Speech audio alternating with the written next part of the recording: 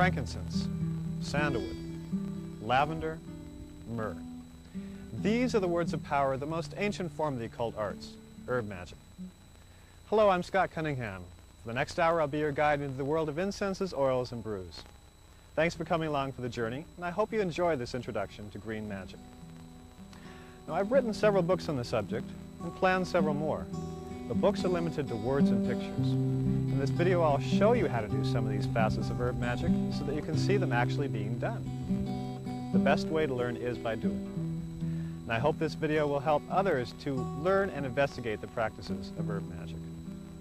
If you think this idea is absurd, the fact that tiny plants can possess amazing powers, think of the white willow. For centuries, herbalists used its powers to relieve muscle pain and spasms. Then science discovered that it actually did relieve pain, and this is still used as a basic ingredient in aspirin. Herbs contain real powers and energies which work on both the physical and the spiritual realms. But don't take my word for it.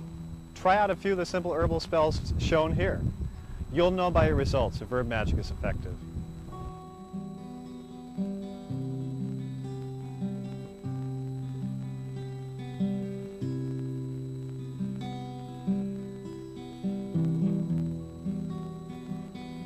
Herbs are usually strongly scented, a clue to their powers.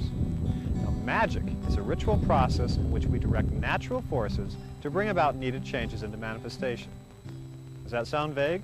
Well, yes, it is vague. Magic is as hard to define as electricity or love, neither of which is completely understood by scientists. I don't know everything about magic, but I know how to make it work. In natural magic, you achieve an understanding of it which can never be shared in words. Now, putting together these two definitions, herb magic is the use of little-known powers of nature to cause needed change. These energies are aroused, attuned, released, and directed towards the magical goal. There are many ways of accomplishing this, and some of these will be shown here. Now, if you want to practice herb magic, keep one thing perfectly in mind. This is an absolutely natural practice. There's nothing supernatural about it, for how could anything be outside of nature? Nature is all. Magic is an organic art. Well, this doesn't mean we eat granola while casting spells, though this perhaps does happen. No, magic is a cooperative process between the earth and the magician. Since magic is natural, it possesses its own set of laws. Not rules and regulations, but the results of centuries of observation. For example, herb magic usually isn't instantaneous. Tying a money sachet around your neck won't materialize a $1,000 bill in your pocket. What it will do is surround you with money-attracting energies. Now, these energies, combined with your own involvement with your need, will draw money to you. Similarly, though a love oil might not attract your ideal mate overnight, it will widen your options, eventually leading you to him or her. Magic can be fun, but it should be done with serious intent. Doing an incense spell, for instance, just for fun, will produce no results. However, the same spell, when performed with serious intent and emotional involvement, can have fantastic results. And while it's perfectly acceptable to work magic for your own gain, selfishly manipulating or hurting others is not. Obviously, just like in real life. Practitioners of harmful magic eventually wind up in psychological or metaphysical ruin. Now think for a minute. In most of the movies you've seen, hasn't the evil magician ended up fried to a crisp? It's usually the case. So know that magic works, that it should be done with serious intent, and it isn't used to harm others. It also works along natural lines. How does it work? Through vibrations. This plant contains a huge store of energies waiting to be released through your touch and magical intent. The plants in your garden, the weeds growing through the sidewalks, the flowers in the jar on the table, all are storehouses of energy. It's possible to feel these energies. Those of us naturally psychic will have a little trouble feeling them, but anyone can with practice. Take any living plant. Rub your palms together for a few seconds. Shake them off as if they were wet, and then hold them a few inches above the plant. It is beaming out its energies to you. You may feel them as waves of heat, pulses of energy, or simply as a sort of hum. Your palms may tingle or vibrate. These are all reactions to the plant's powers. Try this exercise once a day for a week, using a different type of plant each day, and note their varying levels of energy. In their own way, plants speak to us. Each plant possesses distinct powers. Each type of plant possesses equally distinct energies. Some plants, such as garlic, have strong authoritative powers and so are used in spells of this nature, protection, exorcism, things like that. Others, like roses, have gentler vibrations and stimulate the love centers of the brain. These are used in such spells. You can discover all these varying energies within plants on your own by working daily with herbs. Or get a good book and read up on herbs, then experiment to see if you agree with the author's information. In the past, magic was ruled by the heavens. Herbs were collected according to lunar phases. Constellations' first appearance on the horizon was greeted by specific spells, and planetary positions dictated certain rites. While this is still true today, many magicians share the view that since the powers at work in magic, plants, stones, the earth, our own energies, are linked to universal energies, and indeed are manifestations of these universal energies, perfect magical timing isn't necessary. Some think otherwise based on experience. That's fine for them. I just feel that though timing can help a spell, even just by keying into the magician's imagination through ritual associations, perfect magical timing isn't necessary.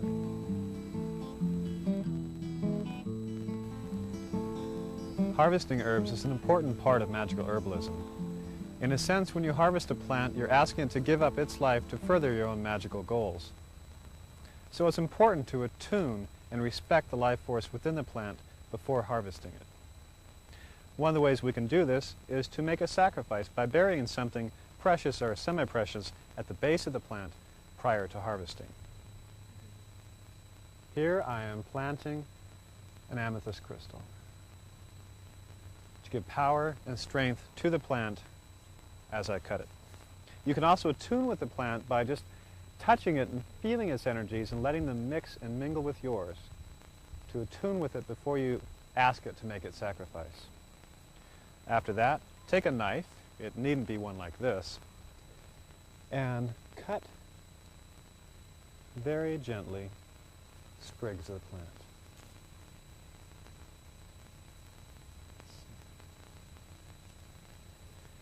It's very important not to cut or collect plants or collect from plants or herbs that grow by polluted or stagnant water, by busy roadways, anywhere where they may have been sprayed with pesticides or chemicals, and never collect more than 25% of the plant's growth or from very young plants.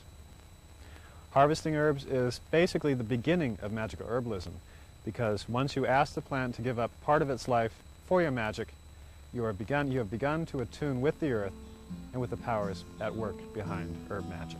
There are few tools necessary to practice herb magic. They aren't expensive or difficult to find. You can probably find most of them at your local store.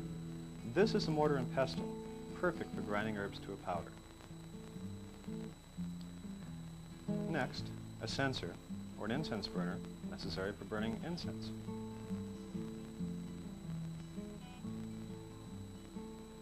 Candles, of course, are a necessary tool in herb magic. The power of flame and color is potent and easily combines with herb power.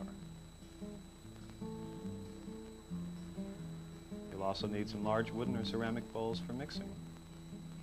They can be of any material.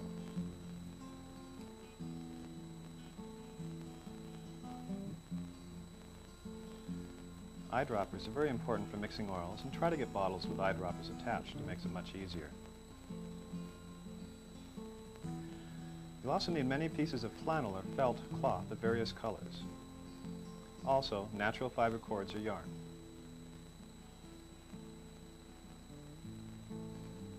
It's also a good idea to keep a book of herbal notes, records of spells, and also the formulas you invent or change. This book in time will be worth more to you than any you could buy in any store. Prior to using herbs in magic, it's best to grind them. Drying herbs activates their energies to a certain extent, but some are lost as well. Grinding herbs activates their magical energies. Add any herb, such as this dragon's blood, to the mortar and pestle. Now, after scrunching up a little bit, begin grinding in a clockwise motion. In magic, clockwise motions are thought to imbue the herb with positive vibrations. Counterclockwise motions are thought to imbue it with negative energies. It's easy to stick with a clockwise motion, and in magic it's best to do so. Continue grinding until you've reduced the herb to a powder. Some herbs grind quite easily, like this dragon's blood does, and most herbs such as rosemary, things like that. Frankincense and other herbs are really a problem. They usually start sticking and mucking up the mortar and pestle while you grind them, and so a very light touch is required. After a few minutes, the herb should be ground to a powder, and it's ready to be used in magic.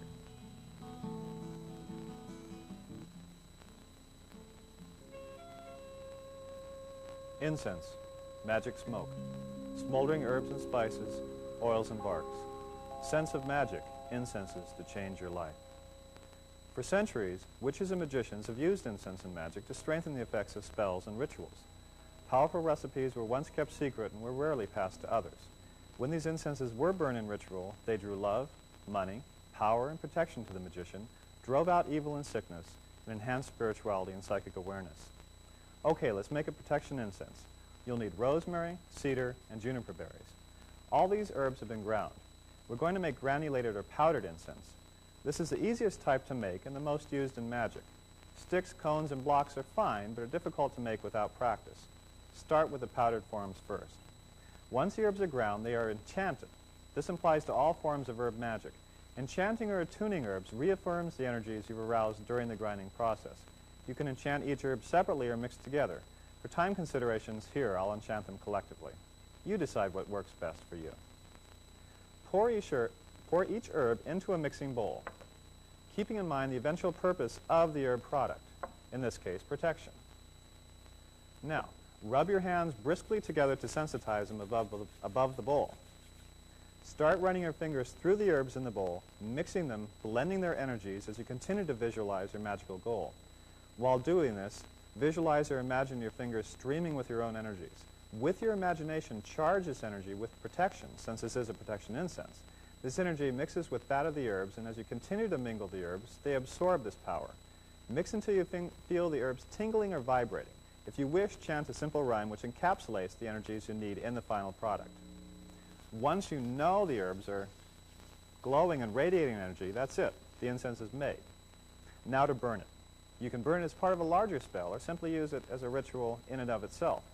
You need a censer, an incense burner, as well as a charcoal block. This isn't the kind you use in the barbecue, but a specially made charcoal for incense use. These are available at religious supply stores or by mail from one of the retailers shown at the end of this video. If you can't find a suitable censer, take any bowl and half fill with sand. This makes a fine censer. Now, light the charcoal block. As you do this, it will start to sputter and glow. Quickly place it in the censer and wait until the sputtering and glowing has stopped. If you don't like the smoke this causes, hold the block next to an open window. If you have a particular protective or other spell to perform, set up the required objects, pour on the incense, and begin. Or simply place white candles on either side of the censer, add some incense to the charcoal block, and visualize. Fingers, a spoon, or any incense spoon can be used to place the incense on the charcoal block itself. Fingers aren't best because it's difficult to accurately place the incense on the block. Spoons give greater control. As you light the charcoal block and add the incense to it, you are keeping the spell in mind, visualizing protective concepts or objects. And that's about it. Let the smoke rise until it stops, then add a bit more incense to the charcoal. Repeat this until you're satisfied the incense has done its work. All this time, you're still focusing your mind toward the incense's goal. If, for example, you're needing personal protection, see the smoke swirling around you to form a protective film or shield against which no negativity can cross. If guarding the home, car, or another person, visualize accordingly. Here are 4 more incense recipes for you to try. With experimentation, you'll discover your own blends. Power incense is burned when the magician needs extra energy for spells and rites. Luck incense is used as a gentle purification incense and also to change your luck from bad to good. Burn with concentration and vow to put yourself in lucky situations. Burn wishing magic incense when performing wish spells or during any kind of magical rite. To attract a passionate love, burn this incense before a night on the town.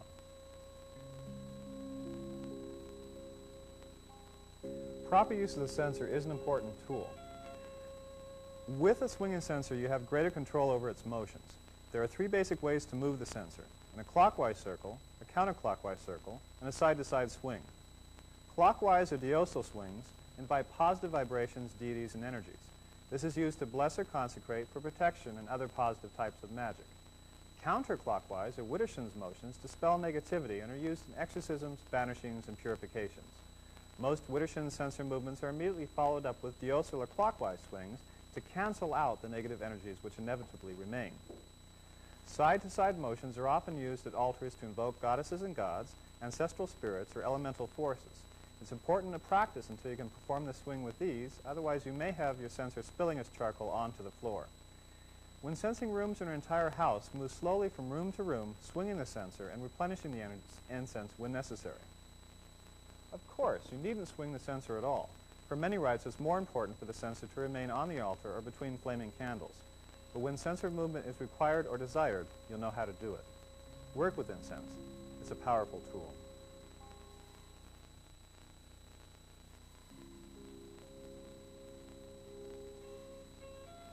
Now that we've covered incense, we'll move on to magical sachets, also known as herbal amulets and talismans. In herb magic, a sachet is a piece of cloth filled with enchanted herbs and tied shut with a cord. Magical sachets are a convenient way to capture and gently release the powers of herbs. They can be worn, placed behind objects, in the home, under your pillow, up your chimney. The range of possibilities are limited only by your imagination. For sachets, you'll need a good supply of colored flannel or felt. 8 to 10 colors are a good basic selection, but I have 5 here for demonstration purposes. You'll also need some cord or yarn of the matching colors, preferably wool or cotton, but synthetics will do. For amulets to wear or carry, use a 4 or 5 inch square piece of cloth. For household use, an 8 or 9 inch square is fine. Right now we'll make up a third eye sachet, one designed to boost your own psychic powers. This sachet can be worn around the neck or held while scrying in the crystal, working with the tarot, tossing the I Ching, or placed beneath the pillow for prophetic dreams. We'll need bay, yarrow, lemongrass, marigold, and mace for the sachet. After enchanting each herb, add them to the mixing bowl. As you enchant, visualize yourself as having perfect control over your psychic powers. If you're making the sachet for a friend, visualize him or her doing this. Then, once the herbs are humming with power, transfer them with your fingers to the center of the cloth. Do this while still really seeing yourself having complete control over your psychic awareness. Next, still visualizing, pull the ends of the cloth together, trapping the herbs inside tightly. Then tie them with a cord of the same color, knot 3 or so times. I'm having a little trouble with my knots here, but that's okay. Knot 3 or so times, each time strongly seeing yourself or a friend as being psychic. Some people breathe into the sachet before tying it to give it life, but this isn't necessary. The herbs already should be humming and vibrating with attuned powers after their enchantment. Now the sachet is complete. You can trim off the ends of the cloth or leave them as they are. There are many possible variations. Gemstones, feathers, and other magical objects can be added. Sachets can also be anointed with magical oils. Hold the sachet. Feel its vibrations. Squeeze it gently to release its powers. Now carry it with you, or place in the home, or use during psychic sessions. Here are 4 more sachets for you to try. They're made in the same way. More recipes can be found in the magic of incense, oils, and brews. When you feel you're in need of magical protection, make and carry a flaming protection sachet. When you're feeling blue, or to remain healthy, make and wear a Mexican health sachet. Wear a 2-heart sachet to bring a love into your life. If you're feeling sad or depressed, wear the happiness sachet to lift your spirits.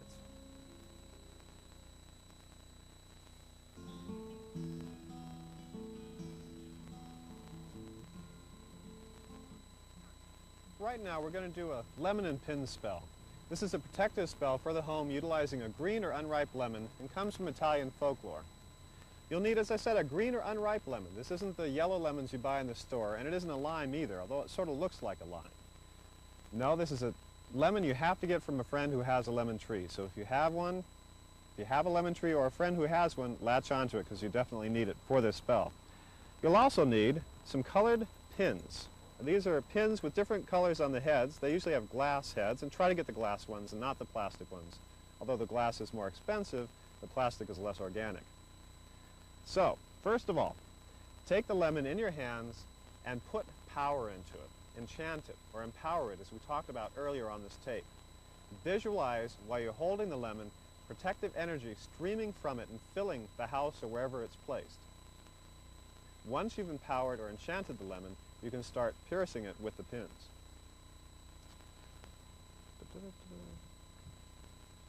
So as you place each pin and push it in about halfway, again, reaffirm the visualization within your mind. See this as being a huge lock or brilliant purple streams of energy which actually burn away all negativity.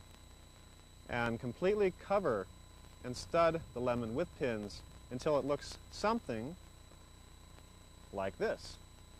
So it looks like a satellite, doesn't it? A Sputnik or something. Well, this is a powerful protectant for the home. Now after about 6 or 8 months, it will have dried and shrunk to something that resembles this, which again isn't exactly attractive, but it does guard the home and its possessions. Once you're done with it, put a larger pin on the top of it, attach a red ribbon or yarn, and hang it up in the home. That's the lemon and pin spell.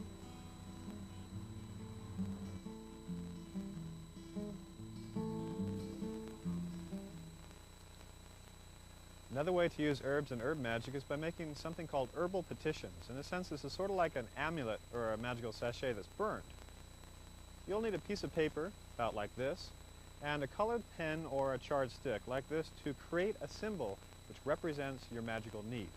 In this case, money, because how many of us don't need extra money?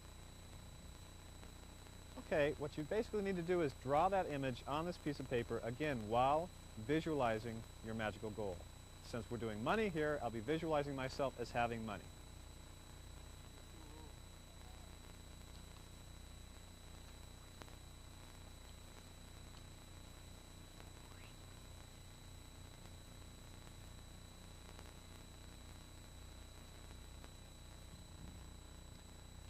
After drawing the symbol, you need to enchant herbs. Now, since this is a money ritual or a money petition, I've ground and enchanted cloves, patchouli, and vervain, 3 herbs long associated with money. Okay, so after enchanting the herbs, take the piece of paper on which you've inscribed the symbol and transfer some of the enchanted herbs to the center of the paper, like so. Now, carefully fold up the paper, trapping the herbs inside of it. And now the only thing that's left is to light it. Light it on fire and burn it up into ashes.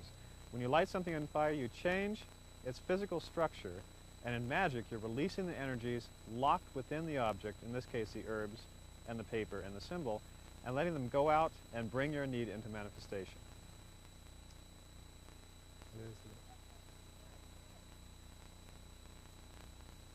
Now, as the petition burns, visualize the powers of the herbs at work. You can do herbal petitions just like we did here with any of the formulas included in this video. Incenses, amulets, powders, any of them can work with the herbal petition. And it's a real powerful magical spell. Try it out, see if it works.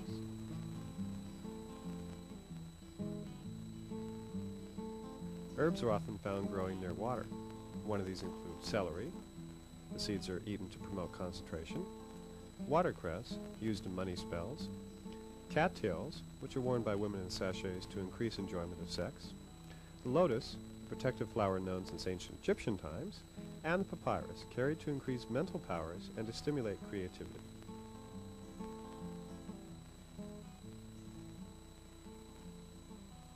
Oils are a wonderful way to capture the powers of herbs. But there is another process available for us to use. It's called tincturing or maceration. In tincturing, we use 192 proof alcohol, or ethyl alcohol, to capture the powers and essences of herbs. Now, this isn't the rubbing alcohol you buy in the drugstore. It is definitely grain alcohol, generally sold in the United States as Everclear, although it is available down in Tijuana under other names. If you do find some 192, try it out, try some tinctures, and see if they work for you. The process is quite simple. Simply take the 192 proof alcohol and pour it over herbs.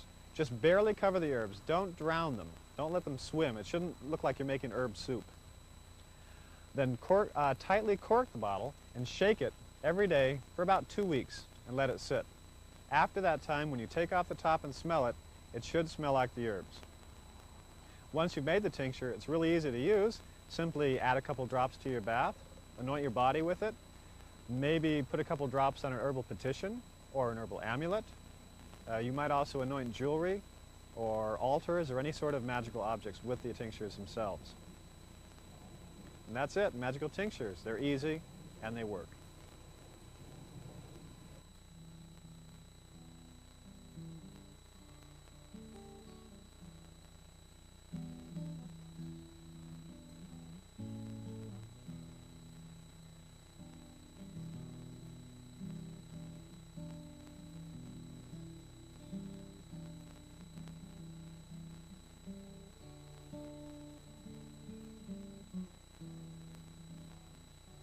Sage is available in a wide variety of species. American Indians burned sage and wafted its smoke onto their bodies for purification. It is used in cleansing baths and incenses. The leaves are also crushed and rubbed onto the body to help speed its healing abilities. Empower a green candle with money-attracting vibrations.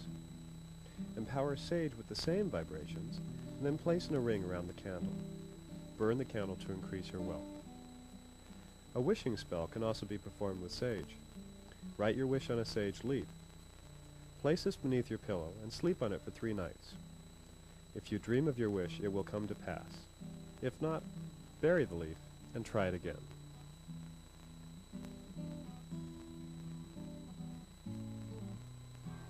Rosemary is an ancient plant with numerous magical properties. Add some to the bath for purification. Ring pink candles with this herb to draw love. Hang from your doorpost to guard the home from thieves.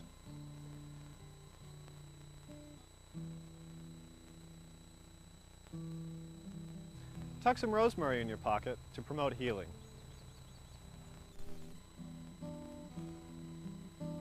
Spearmint is another herb with magical, not necessarily medicinal, healing properties. It is worn, used in herbal amulets, or added to the bath water for these purposes. Smell fresh spearmint to sharpen mental powers. If you have trouble sleeping, nightmares, or perhaps feel you may be subject to attacks, psychic or otherwise, during your sleep, place some fresh spearmint beneath the pillow or mattress. Or sleep on a pillow made of dried spearmint for this purpose.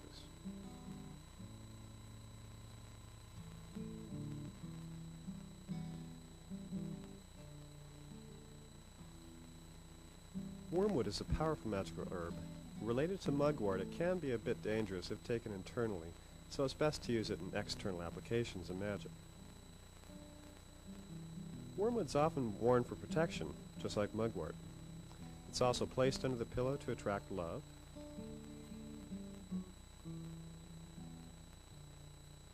The castor bean is a very familiar plant to many people, maybe not in its looks, but in its applications. Castor oil is pressed from the seeds, often called beans. In magic, castor beans or seeds are used for protective purposes. They're carried or placed in sachets for this reason, but since they're very, very poisonous without proper processing, please don't take them internally.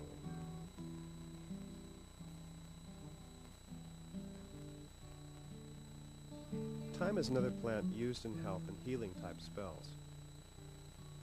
Smell the rich odor of freshly crushed thyme to clear your head and to lend energy to your body. Thyme is also placed beneath the pillow to ensure restful sleep and to prevent nightmares. Pillows are often stuffed with thyme for the same purpose of preventing nightmares.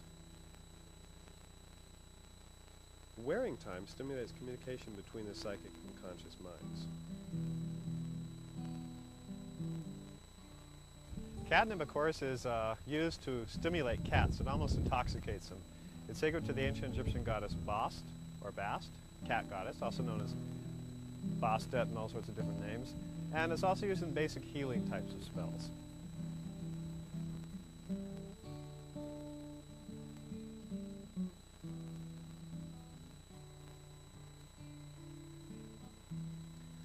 Recognize this flower? Probably looks like an iris, right? Well, it is. This special type of iris is called the orris. The root is powdered and added to love incenses, or sprinkled on the sheets, and rubbed on the body to bring love.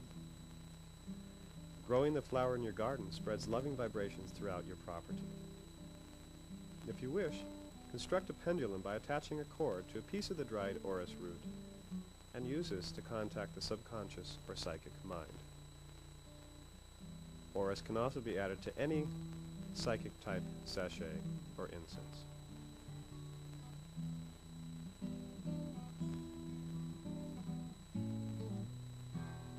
For a quick whorehound spell, add some to your pocket for protection.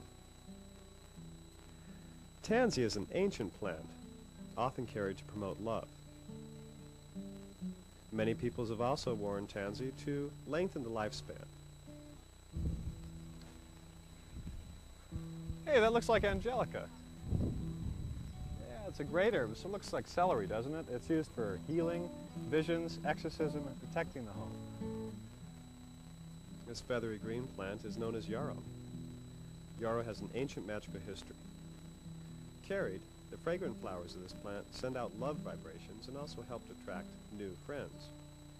Therefore, the flowers can be added to any sort of love sachets or amulets. A tea made from the flowers of this plant, when drunk, stimulates psychic powers.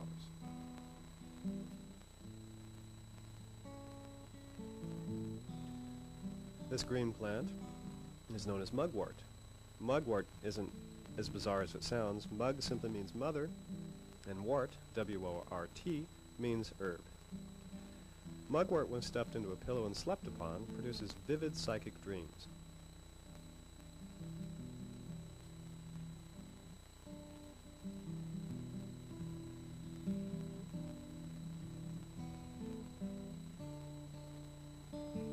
Ruled by the moon, it is also burned with sandalwood during scrying sessions when you look into a quartz crystal sphere.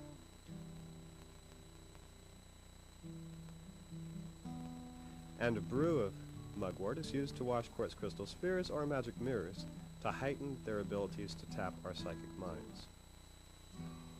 Mugwort is often placed near the bed or worn to promote healing and is carried for protection.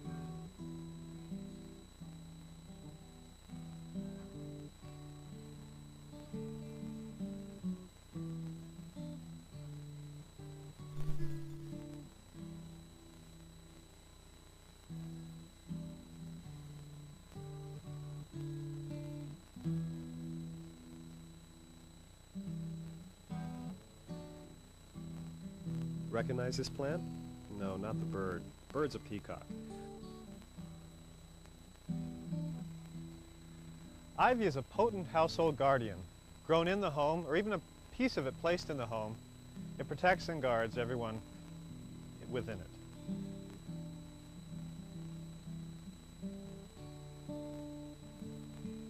This is sandalwood. You've probably never seen it in this form before. This includes blocks, chunks of the wood, and also various products carved of sandalwood.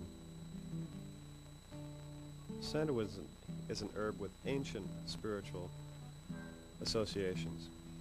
It's often used in protection, healing, and exorcism type of spells. It's burned during seances and during full moon rituals, often mixed with frankincense for this purpose. Powdered sandalwood can be scattered around a place to clear it of negativity, and is often used as an incense base.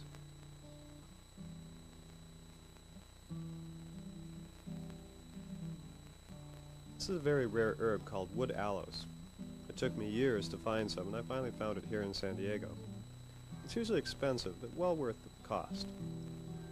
Anciently, the wood aloes was burned to attract good fortune, and was also used in incenses and magical evocatory rites during the Renaissance. These were rituals designed to bring about an actual physical manifestation of a spirit. This isn't my bag, but some people are into things like this.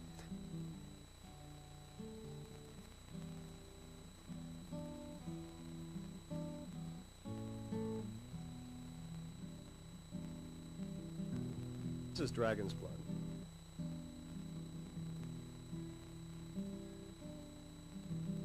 is not the blood of a dragon, it's actually the resin from a tree that grows in the Middle East.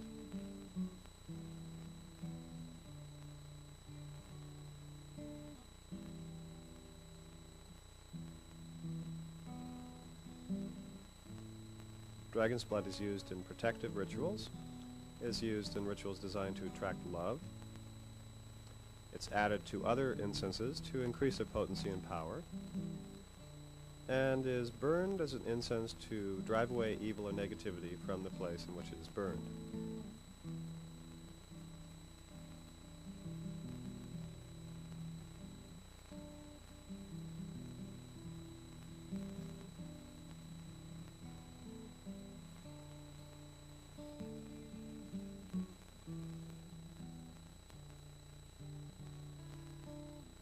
Bet you don't know what this is. It's camphor. Now, most of the camphor sold in the United States is artificial. This is genuine camphor. Camphor comes from the Far East. It's from Malaysia, China, places like that. And this is a substance distilled from the roots of the wood itself.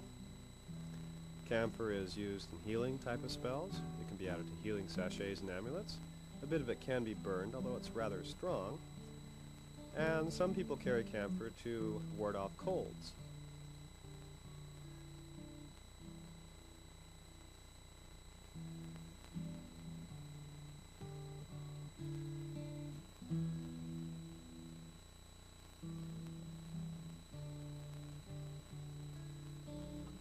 Copal is a herb, actually a gum from a tree that grows in Mexico and Central America. I consider copal to be a New World substitute for frankincense. And it can be used for all the different various purposes that frankincense is used for.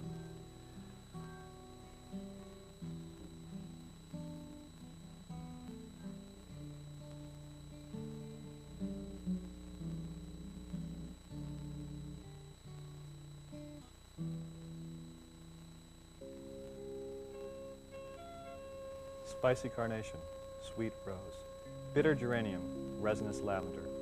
Oils are liquid herb essences containing all their powers of magical effectiveness. Scents or aromas may be summed up as vibrations we detect through our sense of smell. True rosemary oil, for instance, contains most of the energies that the fresh herb itself does. Thus, either the herb itself or its oil can be used in magic with equal effectiveness. I'm talking about natural oils here, or rather oils that have been extracted from plant materials by steam distillation, alcohol extraction, and by other methods. Although you can find a large variety of so-called essential oils in gift shops and other stores, few, if any, of these are unadulterated, and many are completely synthetic. It takes a trained nose to tell the true from the false in oils, the full strength from the diluted. But unless you're prepared to spend several $100s on quality oils, use the ones that feel right to you, that seem to smell the way nature intended. That's most important. $100 an ounce oils are more effective magically because they are true plant oils. But use what you can find, or if you're adventurous, make up a few. You can do this by using a variation of enfleurage, a process whereby the essential oils of flowers or leaves are transferred to a fat or oil. Using a clear, lightly scented oil, such as apricot or safflower, you create a scented oil, not a pure plant oil, but with luck and practice it can come close, and it certainly is magically effective. To make your own oils, you need a large supply of fresh or dried flowers, leaves, or seeds. Scented oils can be made of one ingredient or a combination of several. It's best to start with one herb first.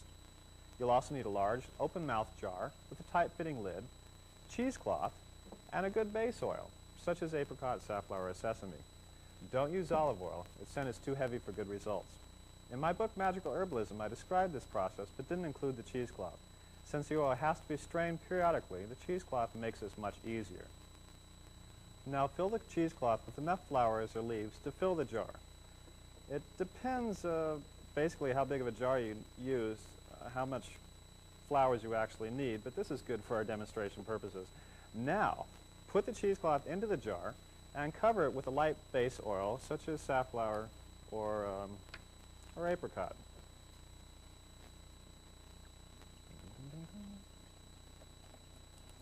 I actually probably should have used more petals, but this is fine for now. Now, place the jar in a warm place out of the sun for 3 to 5 days, or until the oil has absorbed all the herb's essential oils. Like that. After 3 to 5 days, carefully remove the cheesecloth from the jar and squeeze it to remove most of the oil that is soaked into the plant material. Then smell it. it should have picked up a light scent.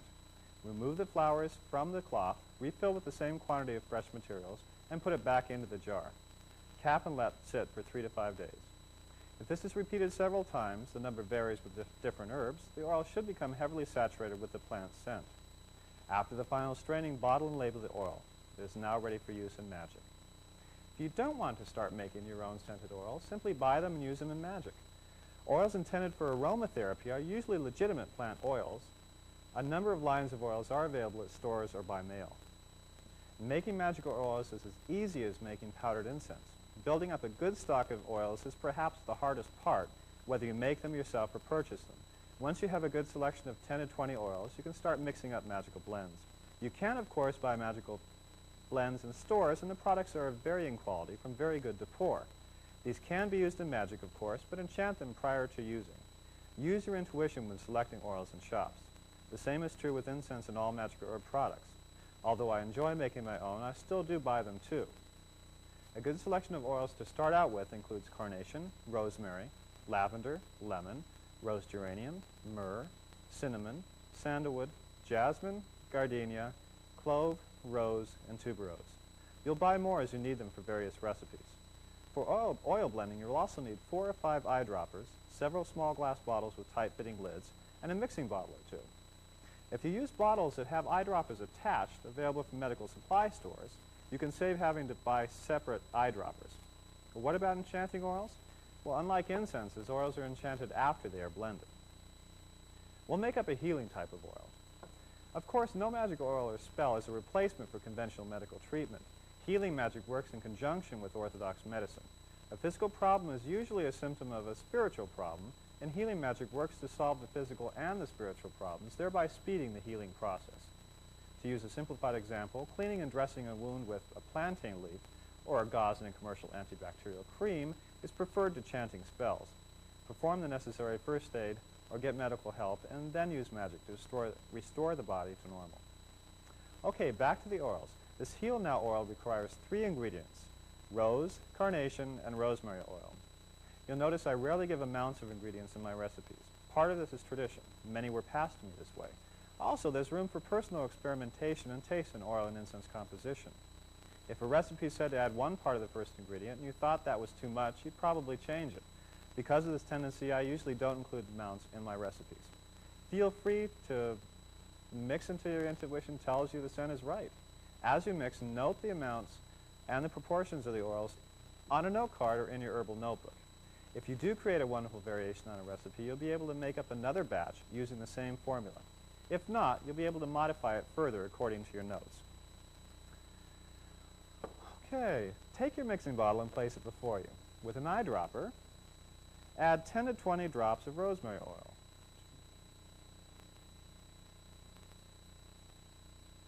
$15 is good enough. This should be the dominant scent. Why? Well, because rosemary is a strong herb. Looking at the recipes, you'll eventually know intuitively which should be the dominant scent.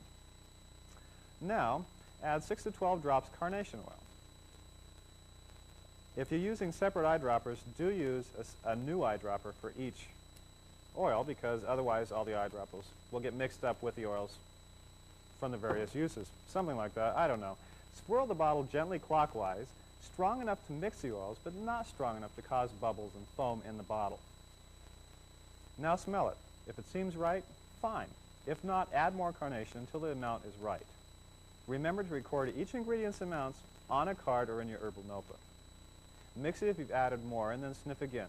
Do you feel something? Perhaps an energy or a rush of power to your head? Good. That's the power of the herbs and oils coming at you. It's still raw and unrefined, but with time it will mellow and grow in power. Seems pretty good. Now we'll add some rose oil. Let's say half as much as the carnation. 2, 3, 4. Close enough. Swirl it again, and then smell it. Not bad. Smells resinousy, spicy, and sweetly floral. If the scent seems right to you and the vibrations of the oil are strong, you've finished your first magical oil. Use the same proportions to make up a larger batch, say 1/2 cup or so. Now enchant it, holding it in your hands and strongly visualizing the oil filled with healing vibrations. Once it's pulsing with power, bottle and label it. It is ready for use in magic, but for best results, let it sit for 2 weeks for the oil's energies to blend. Using this technique to blend all your magical oils, you can build up quite a big stock. Use recipes I give you here are ones you find yourself or create. Store your oils in jars with tight-fitting lids, out of sunshine in a cool place. There are virtually endless ways of using oils in magic. They can be rubbed onto the body to bring their influences inside us, added to bath salts, combined with dry ingredients to make incense, dropped onto magical sachets to intensify their powers, used to mark out magical runes or symbols, applied to candles which are then burnt, releasing the oil's energies, and so on. Some magicians have a stock of 100 herbs and flower oils with 10 to 20 magical blends. While this is fine for a start, 10 or 12 oils are a good number to start experimenting with. Here are 4 more recipes you might enjoy. They, like all the recipes in this video, have never before been made public. To foretell future trends, to enhance your natural psychic talents, wear crystal vision oil. For protection from ills and banes of everyday life, wear this oil. Wear Hawaiian love oil when you're seeking a mate. To attune your consciousness to higher planes of awareness, wear spirituality oil. Magical oils don't end there. Several things are sometimes added to oils to boost their powers. Enchanted roots, herbs, or flowers are often added to oil. Orris root and love type oils, cloves and money recipes, frankincense and protective, exorcistic, and purificatory oils, and so on. Semi-precious stones are also often added. Small pieces of turquoise can be added to protective formulae, jade to healing, tiny quartz crystals to power formulas, lapis lazuli and happiness oils, moonstone or pink tourmaline for love oils, and so on. Get a good basic guidebook on stone magic and go from there. Now, these are the first steps in blending and using magical oils. Keep mixing and smelling, and you'll soon find oil magic becoming a part of your everyday life, for it's the easiest form of herb magic.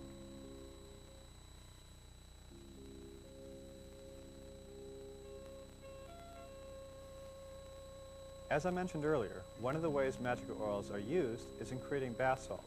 These are simple to make, magically powerful, and transform each bath into a rite of magic.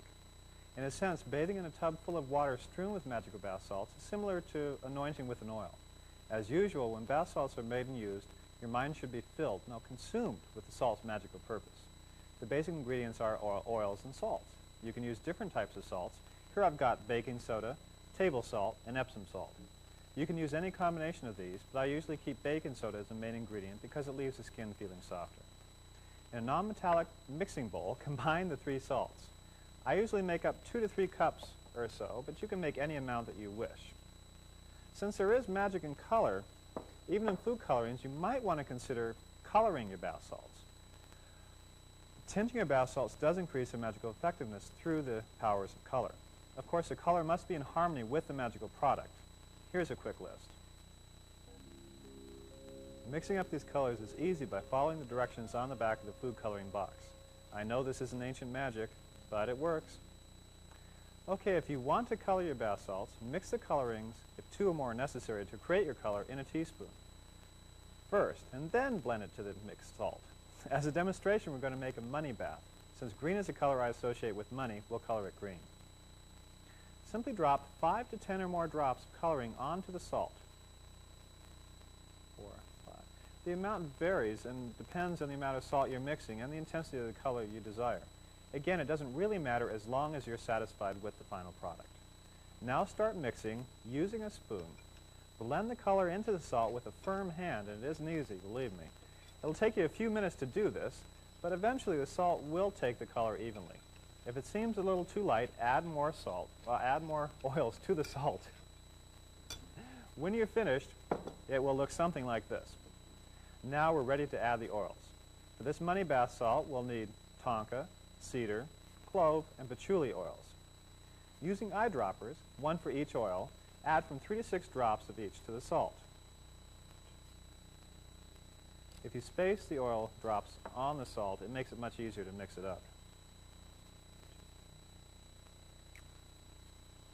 I did say from 3 to 6 after all. Use your intuition when adding the oils to the salt, as always in herbal magic. You'll know when the scent's right.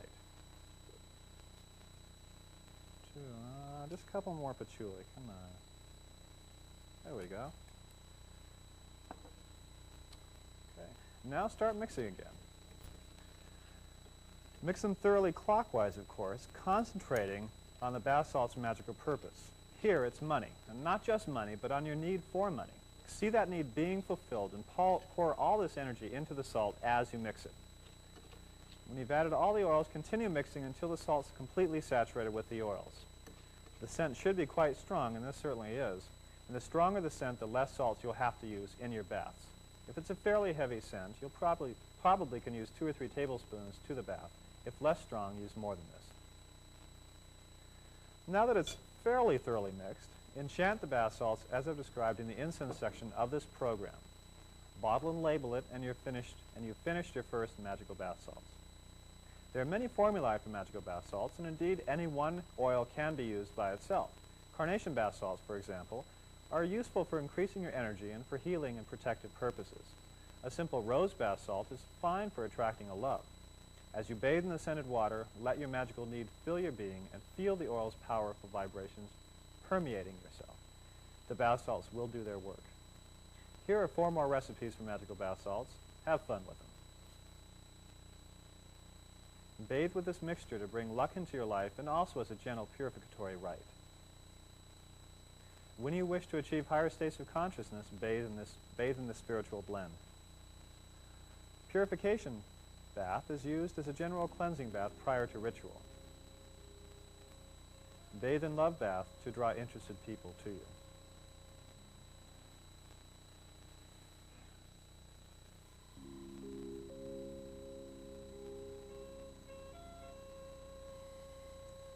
Still with me? Great. I thought I'd talk about magical herb powders for a few minutes. In New Orleans magical lore, powders were used to literally spread around the powers of herbs. They're often adulterated with talc, chalk, or even flour, but this isn't necessary or even desirable. Here, all magical powders will be made with just herbs and salt. Powders are a convenient magical tool. Protective powder, for instance, can be sprinkled onto floors, in purses or wallets, in your car, wherever you need extra protection. Love powders are rubbed onto the body and sprinkled onto clothing. Healing powders are strewn in the sick room and also placed in the bed. They are quite simple to make. For an all-around protection powder, you'll need rosemary, frankincense, and salt. Of course, the herbs should be ground to a powder in the mortar and pestle first. First, I'll powder the frankincense. As always, keeping in mind the powers of the finished product. So, while I grind, I visualize protection. And as I continue to grind, I visualize protection. Okay. That's close enough to a powder. When I have enough frankincense, I pour it out into the bowl and start grinding the rosemary, which I hope will be easier than the frankincense. The herbs should be reduced to the finest possible powder. To do this, you might want to pick out the stems from leafy herbs.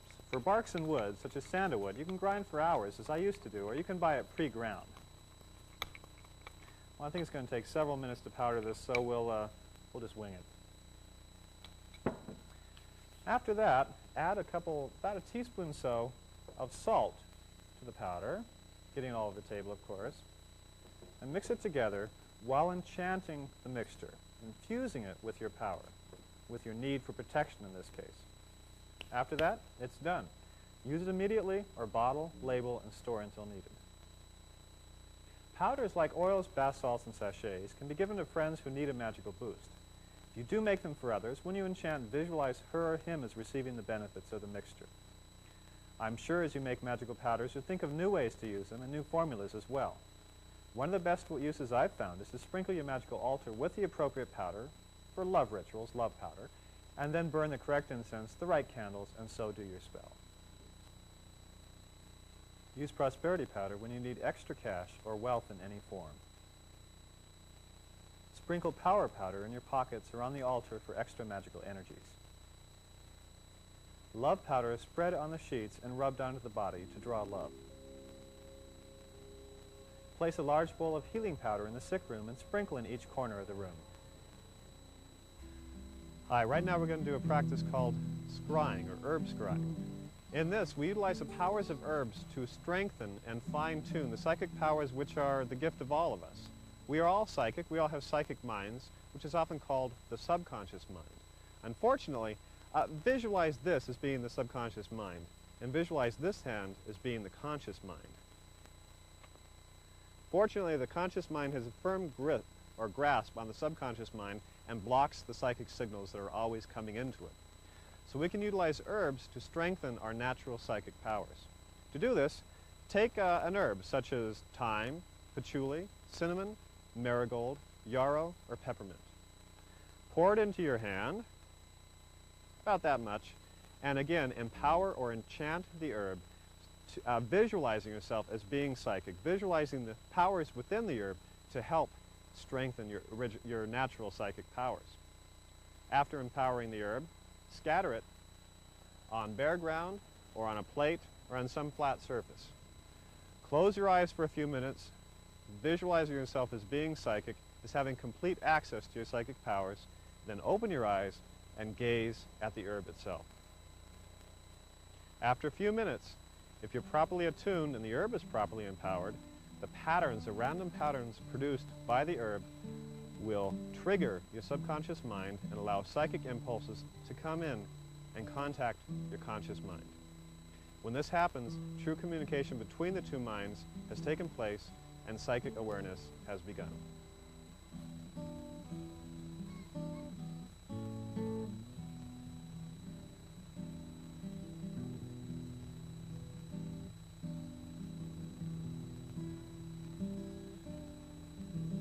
Obviously, herb birds. Herb magic is a wonderful practice. It's the most satisfying form of magic I know because it basically is a union between we, the magicians, and nature. And let's face it, nature is our mother. Nature is the universe. Nature is our microcosm. It's our home. And so using herbs, the gifts of nature, in magic, helps us connect with the earth. Herb magic isn't necessarily ecology, but certainly the ideas behind ecology, preserving our planet, very well fit in with the idea of herb magic.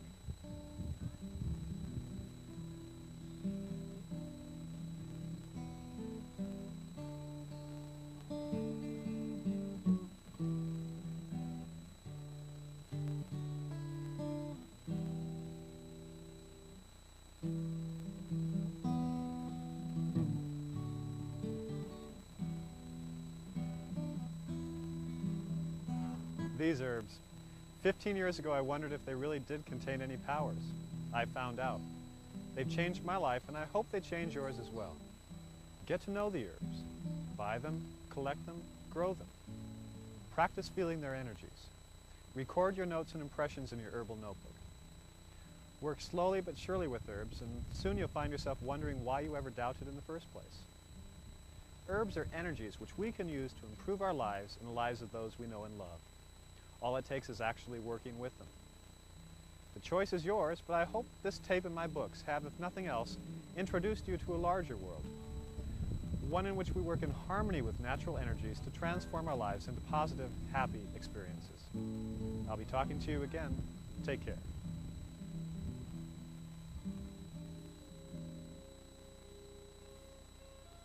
Scott Cunningham's Herb Magic books are available at bookstores everywhere or direct from Llewellyn Publications.